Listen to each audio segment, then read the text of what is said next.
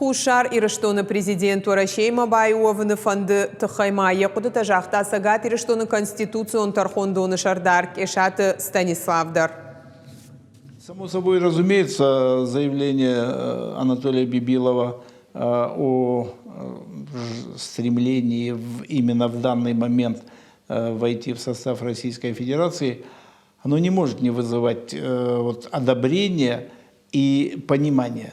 Исторически так получилось, что в силу многих обстоятельств мы разделенный народ, но мы не только ментально, не только даже политически, мы всегда были вместе. Заявление Анатолия Ильича как раз-таки абсолютно вовремя, и наша задача юридически оформить то, что в российском законодательстве уже давно есть.